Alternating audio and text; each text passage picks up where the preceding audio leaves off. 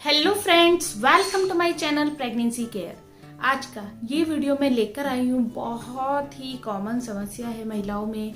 वो है कि प्रेगनेंसी की पहली तिमाही में दिखने वाले स्पॉट्स।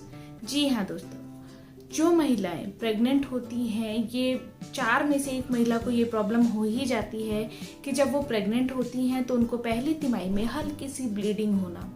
कुछ महिलाओं का मेरे पास मैसेज आता है कि मैम मैं प्रेग्नेंट हूँ लेकिन तब भी मुझको थोड़ी सी ब्लीडिंग हुई है, या मैंने आज ब्लड स्पॉट देखे हैं। ये किसी भी कलर की हो सकती है, ये रेड कलर का भी हो सकता है, डार्क ब्राउन कलर की भी हो सकती है और पिंक कलर की भी हो सकती है।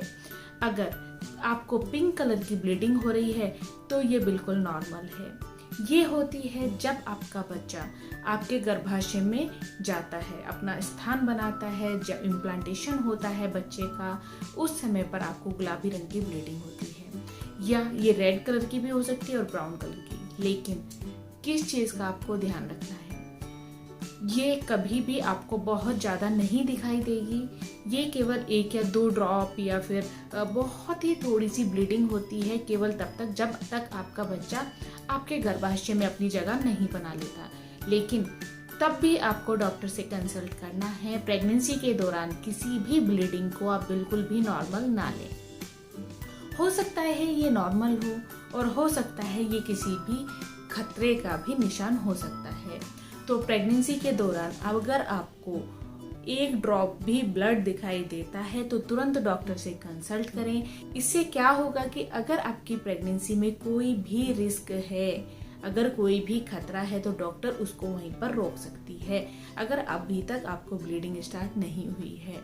लेकिन अगर थोड़ी बहुत ब्लीडिंग हो रही है तो आप इतनी भी टेंशन में ना आ जाए कि आपको खुद ही कुछ प्रॉब्लम हो जाए, क्योंकि ब्लीडिंग होना प्रेगनेंसी की शुरुआत में ये 5वें, 6ठे और 7वें हफ्ते में बहुत ही ज़्यादा देखा जाता है और ये काफ़ी हद तक नॉर्मल होता है। ये होने से आपके बच्चे को कोई भी इफेक्ट नहीं होता है। इसके होने के और भी बहुत सारे कारण होते हैं।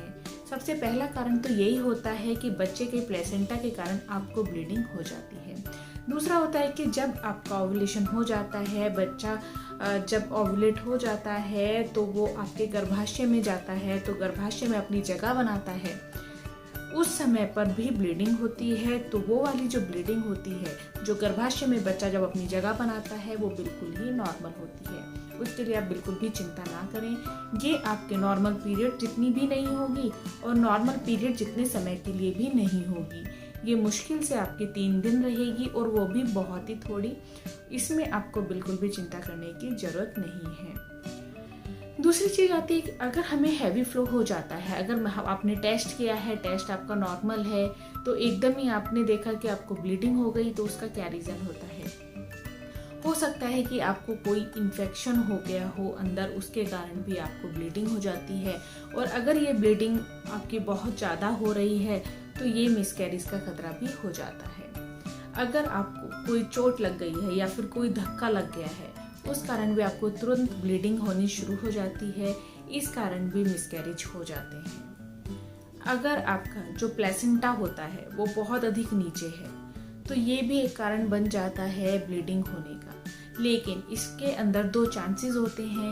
एक तो ये होता है कि अगर आपका प्लेसेंटा नीचे है तो आपका जो बच्चा है वो नीचे ही रहेगा और हो सकता है कि बच्चे का जो डेवलपमेंट है वो बिल्कुल नॉर्मल हो रहा है, लेकिन आपको ब्लीडिंग भी हो रही है।